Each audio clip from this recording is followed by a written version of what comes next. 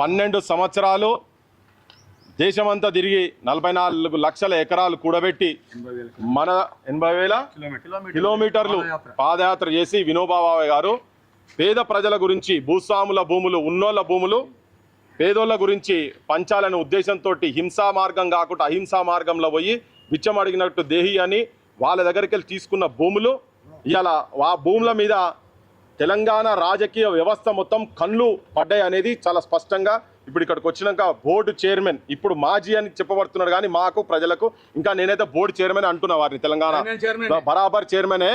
So వీళ్ళు అన్ని కష్టాలు పడి కట్టెబట్టుకొని బోయినపల్లి వెంకటరామారావు అసంటోళ్ళు పెద్ద మనుషులు వచ్చి ఇక్కడ ఉండి ఆ భూములను కాపాడి పేదోళ్ళకి ఇచ్చేటువంటి ప్రయత్నం జరిగితే ఆ ప్రయత్నాన్ని కూడా వాళ్ళని కూడా అక్కడి నుంచి తీసేసి భూములు ముంగే బకాసురు లెక్క క్లియర్ కట్గా తెలంగాణ ప్రజల ముంగట ఇవాళ వాళ్ళ బట్టలిపి నంగా చేసిండు రాజేందర్ రెడ్డి అన్న.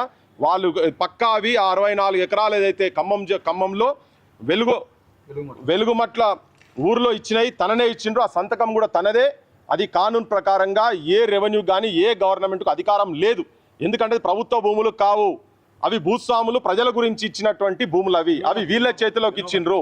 వినోబా భావేకు ఇచ్చినటువంటి భూములు, ఆయన పట్టా కూడా వినోబా భావే పట్టా అనే ఉంటుంది. ఆ పట్టాకున్నటువంటి అధికారంతో వాళ్ళు ఆ భూములు ఇచ్చిండ్రు.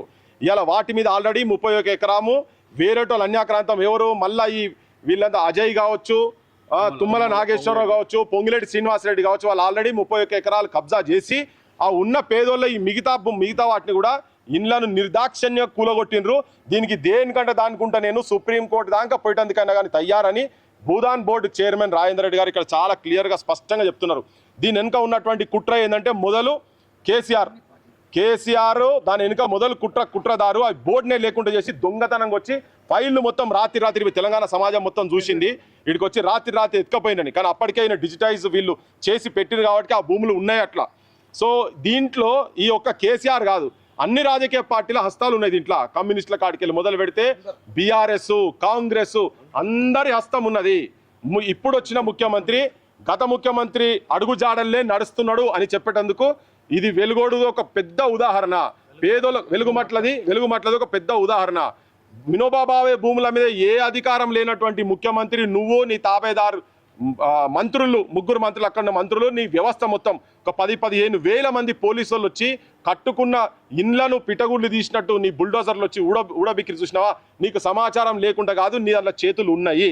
ఇలా ఈ ఆస్తులే తీసుకుపోయి మీ తుమ్మల నాగేశ్వరరావు తీసుకుపోయి దుబాయ్లలో పోయి ఏడ దాచుకుంటుంది పోయిండో తెలియదు కానీ ప్రపంచ దేశాలలో చాలా దేశాలకి వెళ్ళి వచ్చి ఇక్కడ వైద్యం చేసుకుంటున్నారు. Hyderabad is medical hub, health hub. ఇది ఇక్కడ కాకుండా ఆయనకేదో బాగలేదని చెప్పి అల్లుని బాగాలేదు ఆడబోయింది. కానీ ఇవన్నీ ఇక్కడ నుంచి కట్టలు పట్టుకొని పోయి ఆడెక్కడో ఆస్తులు కొంటందుకే చేస్తున్నాడు ఇవన్నీ పనులు. నేను ముఖ్యమంత్రికి క్లియర్ చెప్తున్నాను, నువ్వు పేదోళ్ళ భూముల మీద పడుతున్నావు. నీది కాని భూములల్లా మీరు ఏంటంటే క్లియర్గా చెప్తున్నారు కోర్టు ఆర్డర్లు ఉన్నాయి. ఎందుకు తొందర వచ్చింది మీకు? ఒక 10 గంటలు 5 గంటలు నువ్వు ఎందుకు ఆగుతలేవు? ఈ బోర్డు చైర్మన్ గారిని ఎందుకు పిలిపియలేదు? వీళ్ళ కమిటీని ఎందుకు పిలిపియలేదు? మళ్ళీ వాళ్ళే చెప్తున్నారు 31 ఎకరము ఇది భూదాన్ బోర్డు భూమి అని కూడా చెప్పిండు. చెప్పిన తర్వాత నువ్వే నీకెక్కడిది అధికారం? ముఖ్యమంత్రికి ఎక్కడిది అధికారం? పొంగిరెడ్డి శ్రీనివాసరెడ్డికి ఎక్కడిది అధికారం మొత్తం ఇచ్చింది వినోబా భావే ల్యాండ్స్ అధికారం మొత్తం ఈ ఆఫీస్ కింద ఇక్కడ ఉన్నాయి. వాళ్ళ అధికారాలు మొత్తం ఇక్కడ ఉన్నాయి. వీళ్ళు ఇచ్చినటువంటి బోర్డు ఇచ్చినటువంటి అధికారము ఇంకా కాలేదు, బోర్డు బైఫర్కేషన్ కాలేదు. బోర్డు అట్లున్నది కనుక ఆంధ్రప్రదేశ్ అని ఉన్నది ఇక్కడ, కానీ ఈ రెండు ఒకటే ఉన్నాయి ఇప్పటిదాకా. సో గాంధీ భవన్ సాక్షిగా తెలంగాణలో గుండాయిజం, గుండాల పాలన, రౌడీల పాలన, భూ కబ్జాదారుల పాలన జరుగుతున్నది అంటందుకు వినోబా భావే బోర్డు ముంగట నిలబడి చెప్తున్నాం ఆధారాలతో సహా. దేనికంటే దానికి అవసరమైతే గాంధీ విగ్రహం కాడనే నేను ఆత్మహత్య చేసుకుంటుంది కన్నా సవాల్ విసురుతున్నా అన్నాడు. ఇది తప్పని తేలితే, తను ఇచ్చింది తప్పని తేలితే అది తనే అని చెప్తున్నాడు. మీరు దొంగ సంతకాలని చెప్తున్నారు. మీరు చెప్పేదాన్ని పచ్చి అబద్ధాలని తెలంగాణ సమాజము, యావత్ దేశం కూడా. నేను అనుకుంటున్నది ఒక్క ఖమ్మం జిల్లాకు సంబంధించిన అంశం కాదు.